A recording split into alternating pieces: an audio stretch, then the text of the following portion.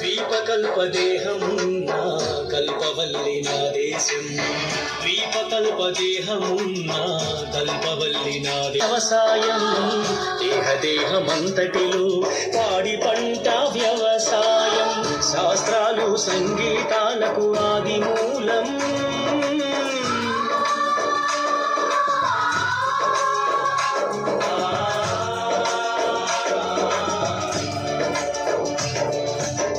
శాస్త్రాలు సంగీతాలకు ఆది మూలం ప్రగతిలోన ప్రపంచానికి గర్వకారణం భారతావనం తరకుదేం తరకుదేం తరకుదేం తరకుదేం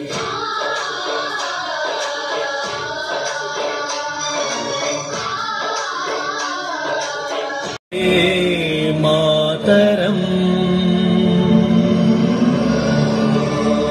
వందే మాతరం వందే మాతరం వందే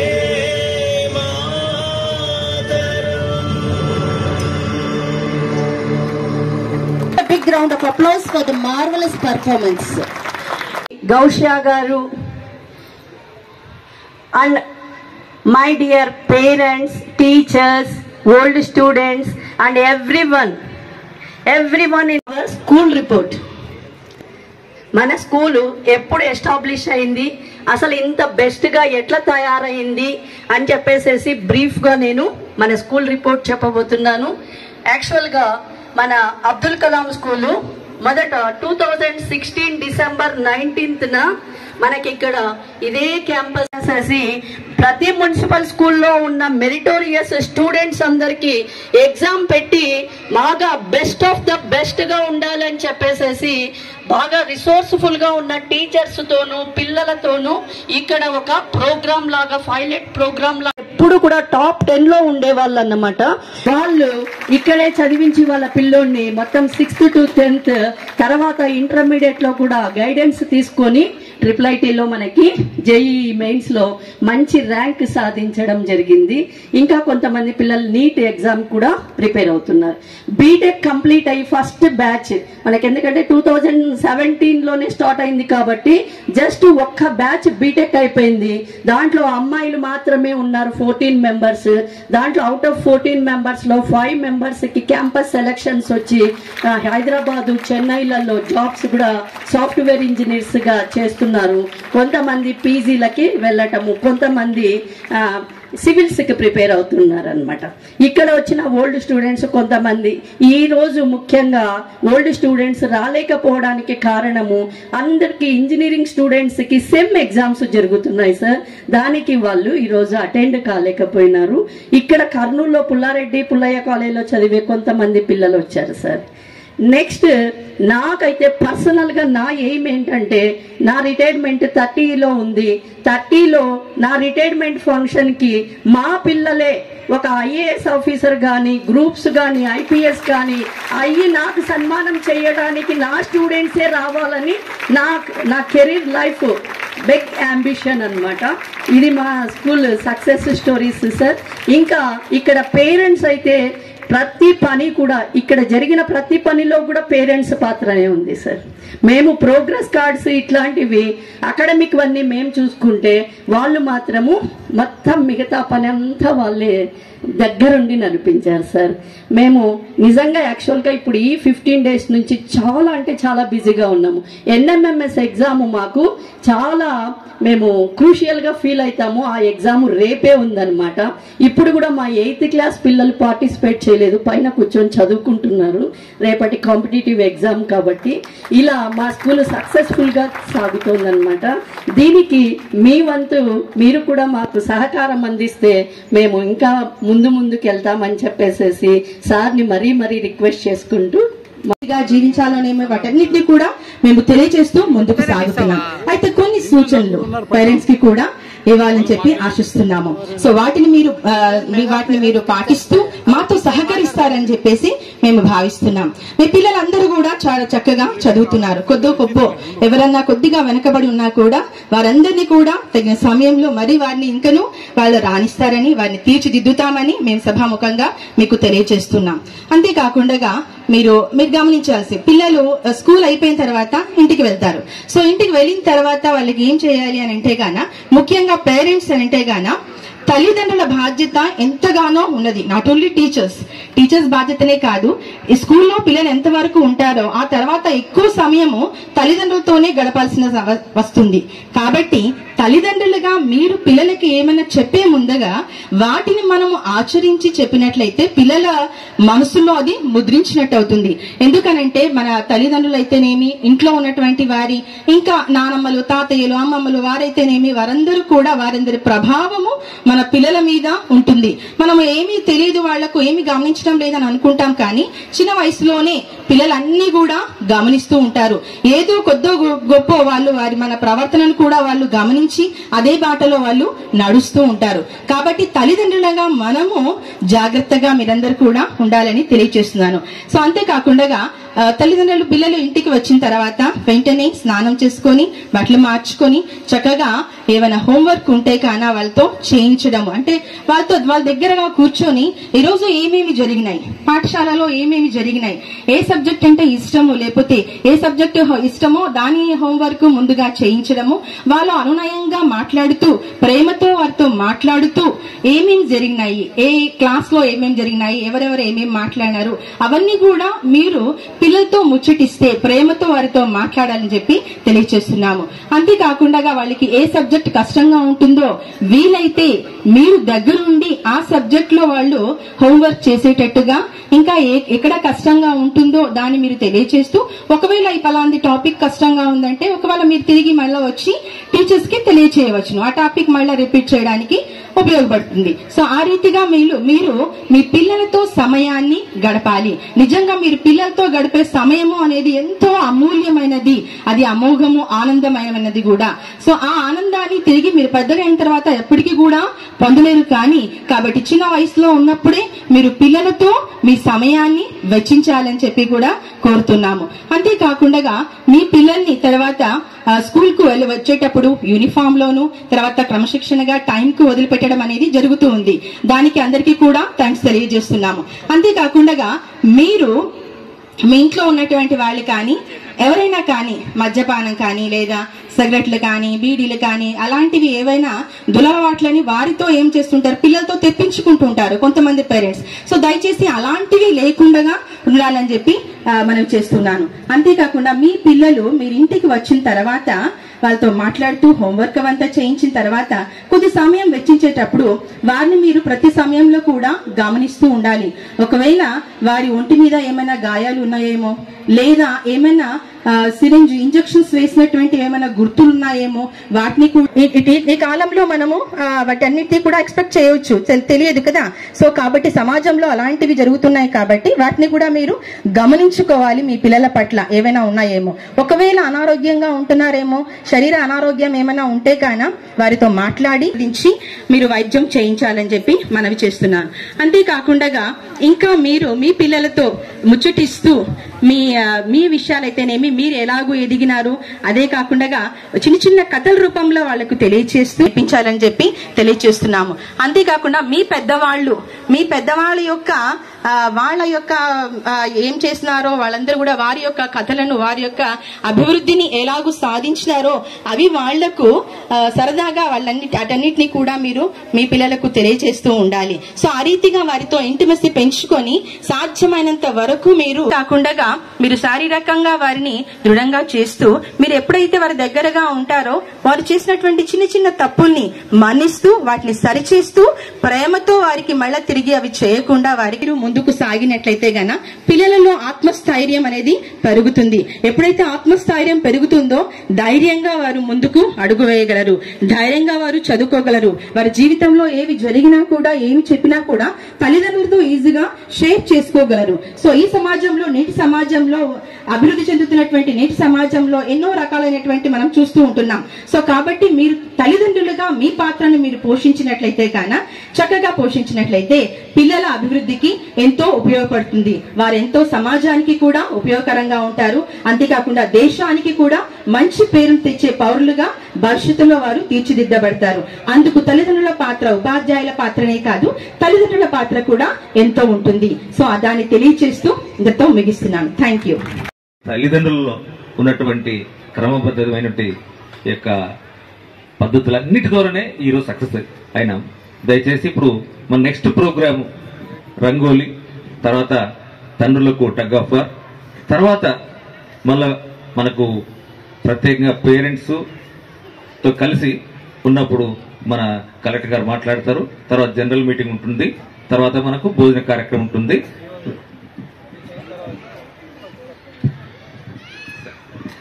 ఇప్పుడు మనము స్పీచ్ మన గౌరవ కలెక్టర్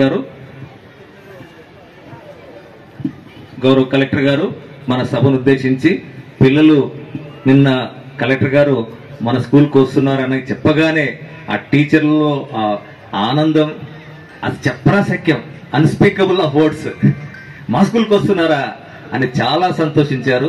నిజంగా మన గౌరవ కలెక్టర్ గారు మన విద్యాశాఖ పట్ల ప్రత్యేకమైన దృష్టి, మైన్యూట్ థింగ్స్, పిల్లల యొక్క ఫ్యూచర్ గురించి, వాళ్ళకి ఇప్పుడు ఎక్కడైతే టీచర్లు లేరో, ఎక్కడైతే పాఠాలు చెప్పడానికి టీచర్లు మన జిల్లాలో టీచర్ల కొరత ఎక్కువ ఉంది. అందుకని ఒక డిజిటల్ ప్లాట్ఫామ్ తయారు చేసి దానికి కావాల్సిన వర్చువల్ మోడ్ లో పిల్లలు ఇంటరాక్ట్ కావడానికి ఒక ప్లాట్ఫామ్ తయారు చేసి దాని ద్వారా మారుమూల ఉన్నటువంటి కుగ్రామంలో ఉండే స్కూల్లో ఉండే పిల్లలు కూడా పాఠాలు చెప్పడానికి ఒక స్వీకారం చుట్టారు. అది ప్రాజెక్ట్ తయారైతుంది.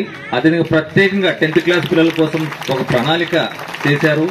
ప్రతి విషయంలో, ఏ విషయంలో సారు పిల్లల విషయంలో ప్రత్యేకమైన శ్రద్ధ, మన డిపార్ట్మెంట్ కి ప్రత్యేకంగా సారు శ్రద్ధ వహించారు.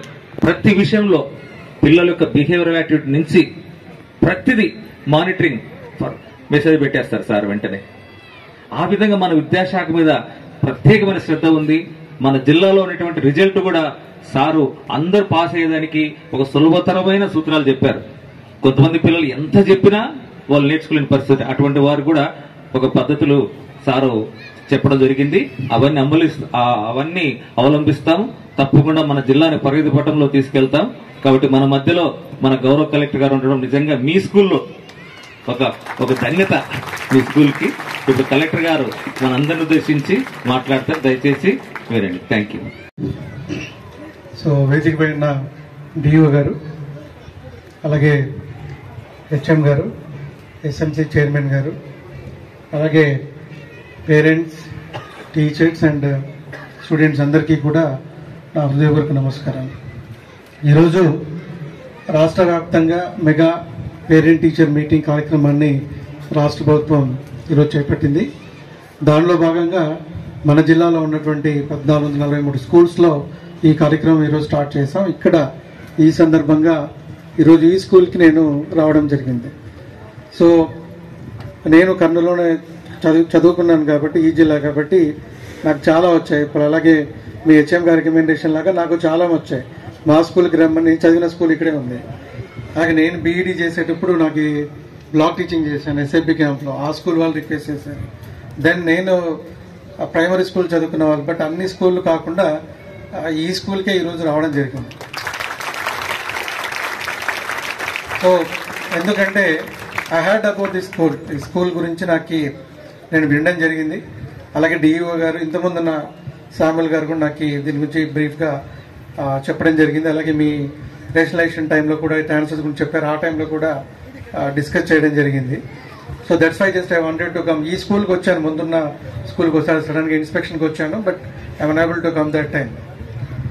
సో ఈరోజు ఈ కార్యక్రమం యొక్క ముఖ్య ఉద్దేశం అంటే గౌరవ ముఖ్యమంత్రి గారు కానీ, అలాగే గౌరవ విద్యాశాఖ మంత్రి గారు కానీ, సో మైన్యూట్గా విద్యార్థులకు సంబంధించి ప్రణాళికాబద్ధంగా ఒక విజన్తో ఫ్యూచర్లో స్టూడెంట్స్ ప్రయోజకులుగా, లేదంటే ఫ్యూచర్లో స్టూడెంట్ ఒక అంతర్జాతీయ స్థాయిలో గ్లోబల్ సిటిజన్గా ఒక లైఫ్ని డీల్ చేయాలి, లైఫ్ని ఈ పోటీ ప్రపంచంలో ముందుకెళ్ళాలి అంటే మీరు మీ తర్వాత వాళ్ళు, మీ తర్వాత తరం వాళ్ళు అందరూ ఫేస్ చేయాలి అంటే మన ఎడ్యుకేషన్ సిస్టంలో ఏ రిఫార్మ్స్ తీసుకురావాలి, ఏ రిఫార్మ్స్ కానీ లేదా మన లర్నింగ్, టీచింగ్ అండ్ లెర్నింగ్ ఈ రెండు ఏ విధంగా మనం రిఫార్మ్స్ తీసుకొస్తే ముందుకు వెళ్ళాలని దాంట్లో పార్ట్గా this the first step.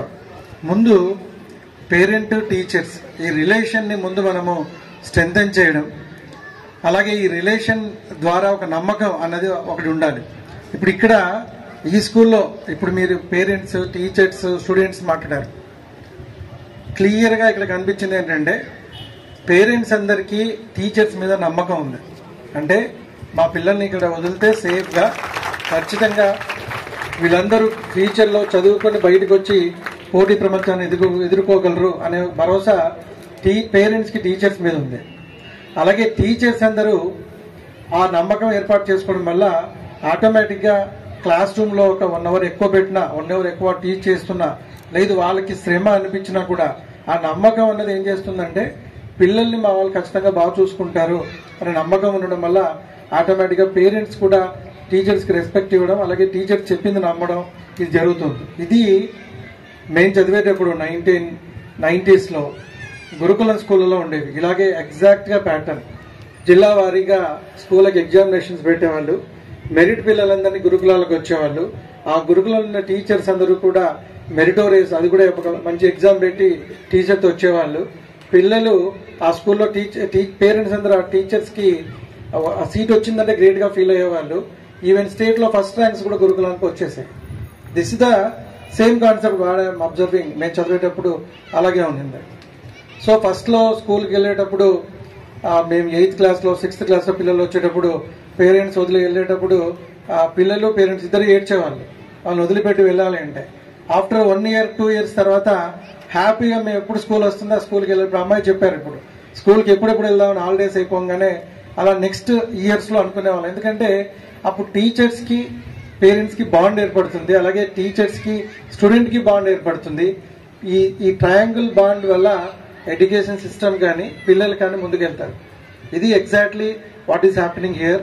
And success is more importantly dedication and commitment of the teachers. More over as a manager HM గారు ఇక్కడ అది క్లియర్గా కనబడుతుంది. సో ఇప్పటికీ నేను ఎస్టర్డే మా గురుకులం టీచర్ వచ్చారు నా దగ్గరికి. So we feel very very happy. అంటే చూడంగానే ఒక హ్యాపీనెస్ వస్తుంది మనకి టీచర్ని చూడంగా. ఎందుకు అప్పుడు ఆ టీచర్ చెప్పిన పాఠాలు కావచ్చు, ఆయన నేర్పిన విద్యా బుద్ధులు కావచ్చు, సభ్యత కావచ్చు, సంస్కారం కావచ్చు, ఇది మనకి లైఫ్ లాంగ్ కవర్ అవుతుంది. మీ ఫ్యూచర్కి ఒక బాట వేస్తుంది అది. సో దానికోసం అని చెప్పేసి ఈ పేరెంట్ టీచర్ మీటింగ్లో ఈరోజు ఇక్కడ డిస్కస్ చేసుకోవడం. ఒక ఎగ్జాంపుల్ చెప్తాను మీకు. ఒక స్టూడెంట్ లైఫ్ మొత్తంలో లైఫ్ పీరియడ్ ఒకసారి ఆలోచించండి. ఒక రోజు లేచిన తర్వాత అంటే పడుకోవడం దాదాపు ఒక 8 hours పడుకుంటాం అందరం. యావరేజ్గా 7-8 hours పడుకుంటాం. మిగిలింది ఎంత మనకి 16 hours కదా. దాంట్లో స్కూల్కి ఎప్పుడు వస్తారు? 9కి వస్తారు. ఎప్పుడు మళ్ళీ ఇంటికి వెళ్తారు? మామూలు జనరల్గా మీ స్కూల్ కాకుండా మిగతా స్కూల్లో 4, 5, 4 and 5. సో టోటల్గా ఎంత టైం ఉంది ఇక్కడ? 8 hours దాదాపు. అంటే ఒక డేలో 1/3 అంటే ఒక లైఫ్ పీరియడ్లో, ఒక లైఫ్ సైకిల్లో 1/3 పార్ట్ పిల్లలు టీచర్స్తో గడుపుతారు. అంటే మీ జీవితంలో ఒక 1/3 అంటే 3 వంతులు టీచర్స్తో గడుపుతారు. అలాగే సేమ్ థింగ్ టీచర్ కూడా పిల్లలతో గడిపిస్తున్నారు. వాళ్ళ పిల్లల కంటే కూడా టీచర్ స్టూడెంట్స్ ఎక్కువ గడుపుతారు. ఎందుకు? ఇంటికి వెళ్ళేసరికి వాళ్ళ పిల్లలు ఆల్రెడీ వచ్చేసి ఉంటారు. జస్ట్ స్నానం చేయించడం, లేదంటే మళ్ళీ రెగ్యులర్గా వంట వండడం అయిపోతుంది. మళ్ళీ మార్నింగ్ లేయంగానే వీళ్ళు పరిగెత్తాలి, ప్లస్ స్టూడెంట్స్ పరిగెత్తాలి. అంటే ఇక్కడ అర్థం ఏంటంటే పేరెంట్ స్టూడెంట్ టీచర్ ఈ మధ్యలో ఎక్కువ టైం ఎవరితో గడుపుతారు? పిల్లలు టీచర్స్తోనే గడుపుతారు. సో టీచర్స్ అందరికీ విజ్ఞప్తి ఏంటంటే వీళ్ళు మన పిల్లల కంటే ఎక్కువ టైం వీళ్ళతో గడుపుతున్నప్పుడు వాళ్ళని భావితరానికి ఒక పౌరులుగా తీర్చిదిద్దాలంటే ఖచ్చితంగా మనం కూడా స్కిల్స్ పెంచుకోవాలి. మనందరం బీఈడీ చేసేటప్పుడు టీచర్స్ అందరూ నేర్చుకుంటాం. 4 రకాల యాక్టివిటీస్ పిల్లల్లో మనం డెవలప్ చేయాలి. ఒకటేంటి? ఫస్ట్ థింగ్ నాలెడ్జ్, రెండవది అండర్స్టాండింగ్, మూడవది అప్లికేషన్, 4వది స్కిల్. ఈ 4 టీచర్ టీచింగ్ చేసేటప్పుడు ఈ 4 దృష్టి పెట్టుకొని చేస్తే ఆటోమేటిక్గా పిల్లలు ముందుకు వెళ్తారు. ఇప్పుడు ఇక్కడ చెప్పారు ఎస్ఆర్ రేటింగ్ లో ఫస్ట్, భారతీయలో ఫస్ట్, అలాగే నేషనల్ నీట్ స్కాలర్షిప్ లో ఫస్ట్. ఇది ఎక్కడ వస్తుంది? ఒక నాలెడ్జ్ తో రాదు, అండర్స్టాండింగ్ ఒకదాంతో రాదు. ఇక్కడ వాటితో పాటు స్కిల్స్ కు నేర్పిస్తున్నారు. ఇది ఈ school speciality. And teachers dedication. ఈ 4 ఉంటేనే అంటే నేర్చుకున్నది అప్లై చేయడం, అప్లికేషన్ ద్వారా మీ స్కిల్ ఆటోమేటిక్ గా ఇంప్రూవ్ చేసుకోవడం, ఇది చేయగలిగితే పిల్లలందరూ ముందుకు వెళ్తారు. So definitely I have to appreciate all the teachers here. అలాగే టీచర్స్, స్టూడెంట్స్, దీనికి సహకరిస్తున్న పేరెంట్. సో ఈ రిలేషన్ లేకపోతే ఏమవుతుందంటే, మా వాడు ఏదో వెళ్తున్నారు 8 o'clock, మళ్ళీ ఈవినింగ్ వస్తున్నారు, లేదు 9 o'clock వెళ్తే 4కి వస్తున్నారు, అక్కడ ఏం చదువుతున్నారో ఏం చెప్పట్లేదు తెలియదు. ఒక చిన్న నెగిటివ్ ఇన్సిడెంట్ జరిగితే అది మనం ఫ్లేర్ అప్ అయిపోతుంది, లేదంటే దాన్నే మనం ఫోకస్డ్ గా చూస్తాం. అసలు స్కూల్లో ఏం చెప్పట్లేదు, ఎవరు పట్టించుకోవట్లేదు. అదే నమ్మకం ఉందనుకోండి, అది ఏం జరిగిందో తెలుసుకోవడానికి ప్రయత్నిస్తాము, అది పెద్ద విషయం కాదని అర్థమవుతుంది. సో ఈ నమ్మకం కలిగించడం, మీ స్టూడెంట్ ప్రోగ్రెస్ పేరెంట్కి చెప్పడం, పేరెంట్ యొక్క రిక్వైర్మెంట్స్ కానీ పేరెంట్ నుంచి కూడా పిల్లల సైకలాజికల్ గా వాళ్ళు ఎలా ఫీల్ అవుతున్నారు, ఏం జరుగుతుంది తెలుసుకోవడానికి ఈ మీటింగ్స్.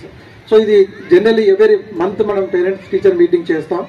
ఈ రోజు రాష్ట్ర వ్యాప్తంగా ఒకేసారి స్టార్ట్ చేసాం. సో దీన్ని ఇలాగే ముందుకు తీసుకెళ్తాం.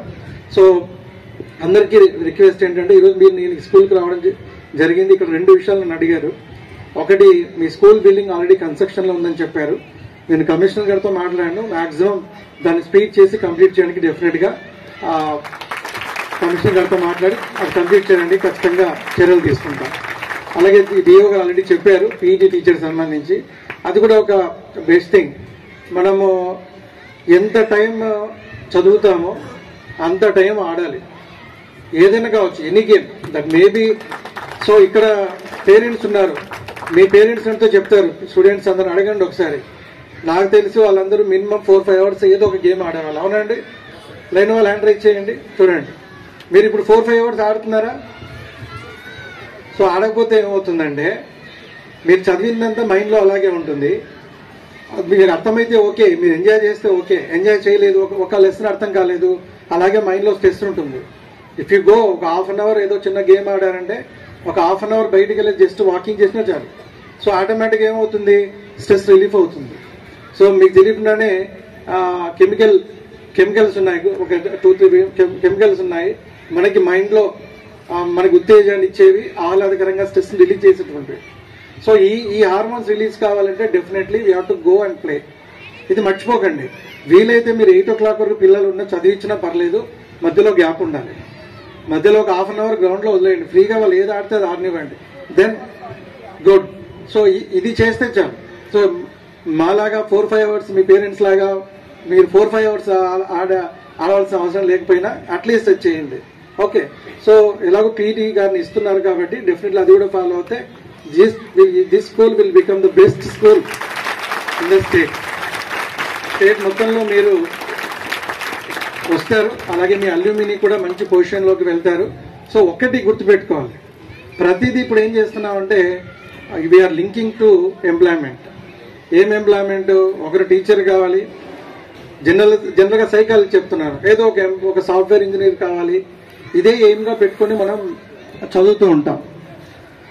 సో అది కాదు, మీరు ఏదైనా కానివ్వండి, తర్వాత స్టేజ్ లో మీరు ఏమవుతారనేది మీ ఫ్యూచర్ డిసైడ్ చేస్తుంది. ఇక్కడ నేర్చుకోవాల్సింది ఏంటి? ఒకటి, ఎలా చదవాలి, ఎలా అర్థం చేసుకోవాలి, చెప్పింది ఎలా మనం గ్రాస్ప్ చేసుకోవాలి, ఆ విషయాన్ని ఎక్కడెక్కడ ఉపయోగించాలి. అంటే ఇప్పుడు ఎగ్జాంపుల్ ఒక చిన్న మీకు ఒక 100 rupees నోట్ ఇచ్చారు, దీంట్లో 100 rupees నోట్లో ఎన్ని 50 notes వస్తాయి? 2 వస్తాయా? ఎన్ని 25 notes వస్తాయి? 25 notes ఉన్నాయా? అర్థమైందా ఇప్పుడు? So that is the thing. అంటే మనం నేర్చుకోవాల్సిందంటే లాజికల్ థింకింగ్. మీరు ఎక్కడ ఒక 2 ఇన్పుట్స్ చూశాను, ఈ బుక్స్ ఇచ్చారు హెచ్ఎం గారు నాకు. మిగతా స్కూల్తో కంపేర్ చేస్తే మీకు కొన్ని అదర్ స్కిల్స్ నేర్పిస్తున్నారు, న్యూమరికల్ ఎబిలిటీ, రీజనింగ్, ఇవన్నీ కూడా. ఇవి ఎక్కడ ఉపయోగపడతాయి? మీ కాంపిటేటివ్ ఎగ్జామినేషన్ లో ఉపయోగపడతాయి. So this is the thing, logical thinking మీరు నేర్చుకుని లాజికల్ గా దాన్ని హేతుబద్ధంగా ఆలోచించడం నేర్చుకుంటే చాలు. మీ లైఫ్ లో ఉద్యోగం వచ్చినా ఉద్యోగం రాకపోయినా మీరు ఈజీగా బతకగలరు. ఇది నేర్చుకోండి. How to think logical. Any problem, మీరు ఒక ప్రాబ్లం వచ్చింది, దాన్ని ఎలా సాల్వ్ చేయాలి, ఈ థింకింగ్ నేర్చుకుంటే ఈ ఎడ్యుకేషన్ లో ఎంప్లాయ్మెంట్ ఒక పార్ట్ అయితే లైఫ్ ని డీల్ చేస్తారు జాగ్రత్తగా. ఎంత స్ట్రెస్ వచ్చినా ఎన్ని ప్రాబ్లమ్స్ వచ్చినా లైఫ్ ని డీల్ చేస్తారు. ఫీల్డ్ ఒక సింగర్ కావచ్చు, ఒక డాన్సర్ కావచ్చు, ఒక కొరియోగ్రాఫర్ కావచ్చు, ఒక యాక్టర్ కావచ్చు, ఇవన్నీ there are so many options. Only don't go by competitive examinations ఒకటే ఇది కాకుండా ఎన్నో ట్రై చేయొచ్చు. So so many things are there. చదువు కేవలం ఒక పార్ట్, ఇది కాకుండా మిగతా అన్ని యాక్టివిటీస్ లో మీ స్కిల్ మీరు ట్రై చేయండి. ట్రై చేసిన తర్వాత then after that finally you decide. అది ఆప్షన్ ఎప్పటిదాకా ఉంటుంది? 10th దాకా, ఇంటర్మీడియట్ దాకే ఉంటుంది ఆప్షన్, మీరు టెస్ట్ చేసుకునే ఆప్షన్. వన్స్ ఇంటర్మీడియట్ అయిపోయి డిగ్రీకి వచ్చేసి బయటకు వచ్చారనుకోండి, అప్పుడు ఓన్లీ మీ మీద ప్రెజర్ ఏముంటుంది? జాబ్ తెచ్చుకోవాలి, ఏ జాబ్ తెచ్చుకోవాలి, దీని మీద ఉంటుంది. ఎస్పెషల్లీ పేరెంట్స్ కూడా నేను చెప్తున్నాను ఇది. సో మీ స్టూడెంట్ స్కిల్స్ టెస్ట్ చేయడానికి 10th క్లాస్ దాకా, ఇంటర్మీడియట్ దాకా it is the best opportunity in all fields, any fields. So with this I'm closing my speech. So I request all of you, ఈరోజు స్పెసిఫిక్గా ఈ ప్రోగ్రామ్ ద్వారా చాలా విషయాలు తెలుస్తాయి మీ పిల్లల గురించి, మీకి టీచర్స్ గురించి. పిల్లలు ఇక్కడ ఆల్రెడీ తెలుసు, మిగతా స్కూళ్ళలో చాలా యూస్ఫుల్ గా ఉంటుంది ఇది. So I request all of you, hope you future లో అందరూ కూడా, ఈ స్టూడెంట్స్ కావచ్చు, అందరూ కూడా ఉన్నతమైన స్థితిలో ఉండాలని చెప్పేసి నేను కోరుకుంటున్నాను. Thank you. ఒప్పందం చేసుకుందాం, దాన్ని అనుసరిద్దాం, అవలంబిద్దాం, క్రియాపూర్వకంగా మనము చేద్దాం. అందరూ తల్లిదండ్రులు నాతో పాటు చెప్పండి. పాఠశాల విద్యార్థి తల్లి తండ్రి సంరక్షకుడునైనా నేను మా పిల్లలను ప్రతిరోజు పాఠశాలకు పంపుతానని, పాఠశాల అనంతరం వారి చదువుకు ఇంటి వద్ద ఎలాంటి ఆటంకం కలగకుండా సహకరిస్తానని, బడి బయట పిల్లలు లేని గ్రామంగా తీర్చిదిద్దడానికి తోడ్పాటు అందిస్తానని తెలియజేస్తున్నాను. పాఠశాల అభివృద్ధి కార్యక్రమాల్లో నిరంతరం పాల్గొని అంకిత భావంతో ఉపాధ్యాయులకు సహకరిస్తానని, పాఠశాలకు ప్రజలకు మధ్య వారధిగా వ్యవహరిస్తానని తెలియజేస్తున్నాను. పిల్లల బంగారు భవిత కోసం వారి విద్యా ప్రమాణాలను మెరుగుపరచడంతో పాటు శారీరక, మానసిక, నైతిక వికాసానికి కృషి చేస్తానని, నివారించి పిల్లలకు భద్రత కల్పిస్తానని, పిల్లల ఉన్నతి కోసం పూర్తిగా సహకరిస్తూ నవ సమాజ నిర్మాణం కోసం నా వంతు కృషి చేస్తానని మనస్ఫూర్తిగా ప్రతిజ్ఞ చేయుచున్నాను.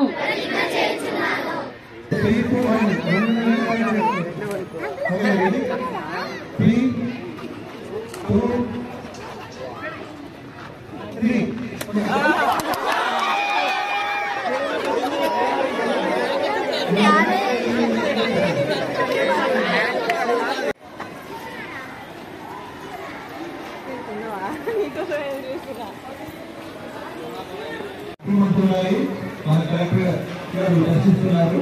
దయచేసి అందరు రావాలని తొందరగా రండి. దయచేసి రండి. ముగ్గురు వచ్చారో అక్కడ రండి.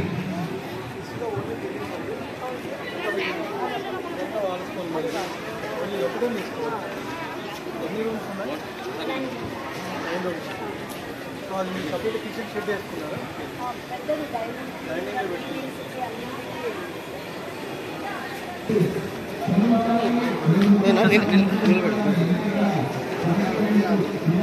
నిలబడబ్బా.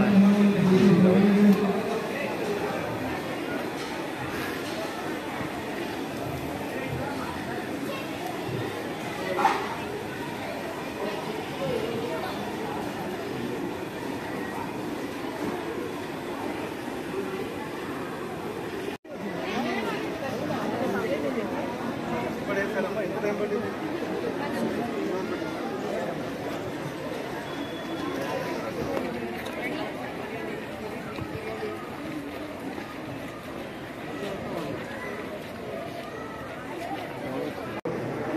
కదా సార్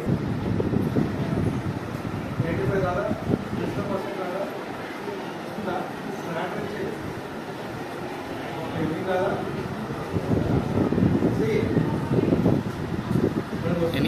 కాదు 100% వస్తుందా మొత్తం కాన్ఫిడెన్స్ ఉన్నది ఏమైందా అటెండ్ ఈజ్ మోర్ ఇంపార్టెంట్ 100% వస్తుందా అంటే కాన్ఫిడెన్స్ చేరుతుంది 95, 90 అది ఓకే 100% వస్తుందా అంటే వస్తుంది కాన్ఫిడెన్స్ మీకు ఖచ్చితంగా ఉండాలి వితౌట్ మెరిట్ గవర్నమెంట్ 100% వస్తుంది ఓకే నేను ఆఫ్టర్ నాకు ట్రై చేస్తాను పేపర్ ప్యాటర్న్ బట్టి ఉంటుంది పేపర్లో డిఫికల్టీ లెవెల్ బట్టి ఉంటుంది కదా రకరకాల 4 డిజిట్ నెంబర్ మీ పేరు ఏంటి sugar 1024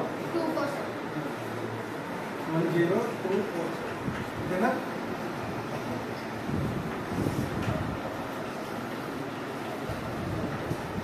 okay this is my number this is your number ఓకేనా ఓకే ఫస్ట్ ఒక నెంబర్ మీరు చెప్పారు నేను ఒక నెంబర్ వేసేసాను మరి 2 నెంబర్స్ మీరు చెప్పారు అవునా so no IM option of writing 2 numbers కదా మీరు ఒకటి చెప్పారు నేను ఒకటి రాశాను మీరు 2 చెప్పారు నేను 2 రాసుకుంటాను ఓకే యాడింగ్ ఈజీ కదా అడిషన్ ఈజ్ ఈజీ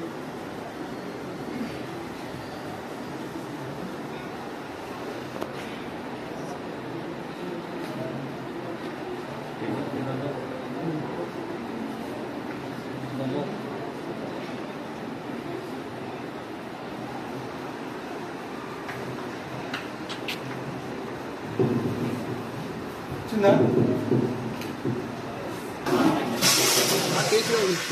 అందరూ ఫోన్ చేసే వెళ్ళాలి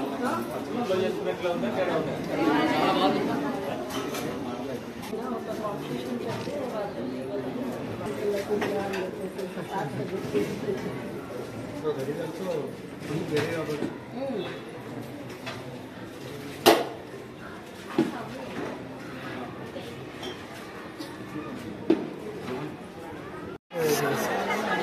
మెనూ ఒకసారి చూడండి ఏమైనా సజెషన్ చేయాలంటే గవర్నమెంట్ పంపిస్తుంది మనం ప్రపంచంలో చూపించాం ఇప్పుడు ఏదైతే ఉందో ప్రతి మనం